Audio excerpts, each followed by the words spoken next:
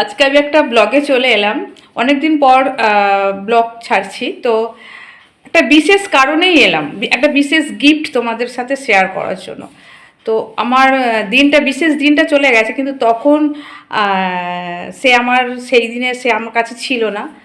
তো সেই দিনটা সে উইশ করতে পারেনি, কিন্তু তাতে কি হয়েছে, মনে যদি উইশ করার ইচ্ছা থাকে তো যে কোনো দিন যে কোনোভাবে উইশ করা যেতেই পারে। তো সে আজকে এসছে আমার বাড়িতে এবং আমার জন্য খুব সুন্দর একটা গিফট এনেছে। তো সেই গিফটটা তোমাদের সাথে শেয়ার করার জন্যই আমি আজকে ব্লগে এসেছি। দেখ, এই সেই গিফট আমার এত পছন্দ হয়েছে, আমি জাস্ট বলে বোঝাতে পারবো না। মানে ও কিন্তু আমার কাছে কোনো ছবিও চায়নি বা আমি ওর কোনো ছবিও দিইনি। ওর বললাম না, মনে ইচ্ছা থাকলে সব কিছু করা যায়।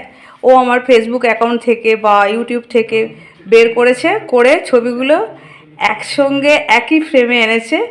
খুব ভালো লেগেছে আমার। আর এই দেখো, বার্থডে কেক। হ্যাঁ, আমার বার্থডে ছিল, সেই দিনেও আসতে পারেনি। বার্থডে কেক দিদি, বড়দি। খুব ভালো লেগেছে আমার, আমি খুব খুশি, খুব খুশি। এত সুন্দর গিফট মানে আমার লাইফে খুব কমই আছে। তো যে মানুষটা এনেছে সে আমার খুব স্নেহের, আমার ভাই। তো তাকে আজকে তোমাদেরকে আমি দেখাবো।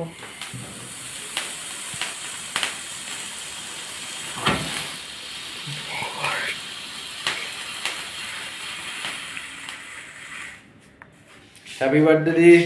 Happy birthday to me. নাই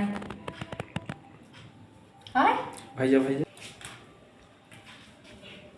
এনে ঢালা। নে তুই নে একটু।